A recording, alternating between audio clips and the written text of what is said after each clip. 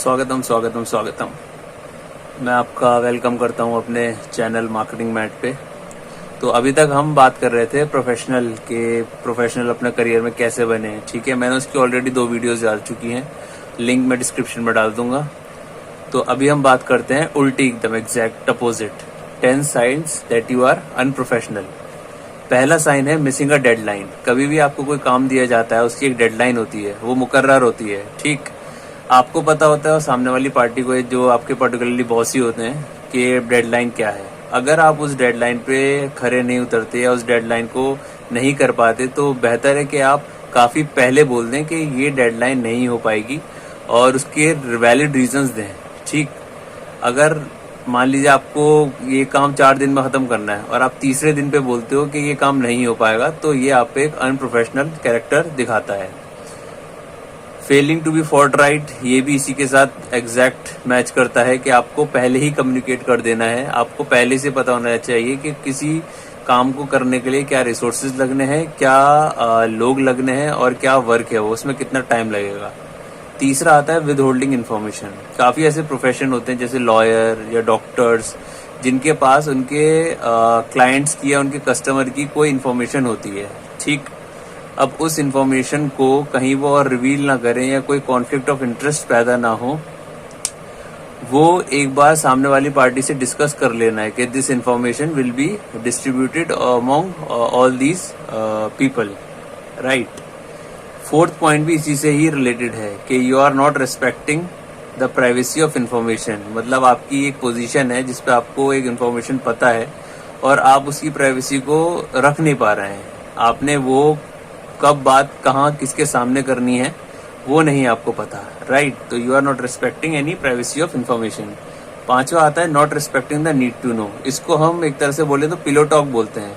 काफी ऐसी ऑर्गेनाइजेशन होती है जिसमें रिलेटिव्स काम करते हैं या अलग अलग पोजीशन पे, या हस्बैंड वाइफ काम करते हैं, या अलग अलग भी अगर वो वर्किंग कर रहे हैं, तो अपनी इन्फॉर्मेशन जो है वो तब शेयर ना करें अपने पार्टनर से, या मतलब शेयर ही ना करें अपने पार्टनर से। उनको ये मतलब पता होना चाहिए कि सामने वाले बंदे को या उनके स्पाउस को या उनके किसी रिलेटिव को वो अपनी ऑर्गेनाइजेशन के बारे में कितना बताना चाहिए, right. So this is not respecting the need to know. फिर आता है प्लेजराइजिंग। ये तो बहुत कॉमन है, किसी और के काम को अपना बताना या अपने काम में जब किसी और का काम बताओ उसको एक्नॉलेज ना करना, वो प्लेजराइजिंग होती है। लास्ट 7th आता है पासिंग द ब्लेम। कभी भी आपने कोई काम आपको दिया गया और आप किसी टीम को मैनेज करते हो और वो काम नहीं हुआ, तो अपने सबऑर्डिनेट्स पे ब्लेम करना वो एक अनप्रोफेशनल बंदे को दर्शाता है। वो बताता है कि हाँ, दिस पर्सन इज अनप्रोफेशनल।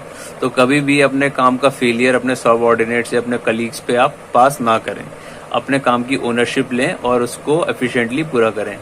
अपने रेज्यूमे में ओवरस्टेट करना क्वालिफिकेशन और एक्सपीरियंस, ये वहां तक तो अच्छा लगता है कि आपने जॉब इंटरव्यू क्रैक कर लिया क्योंकि आपका रेज्यूमे बहुत ही शानदार और एकदम ग्राफिकल टाइप बना हुआ था।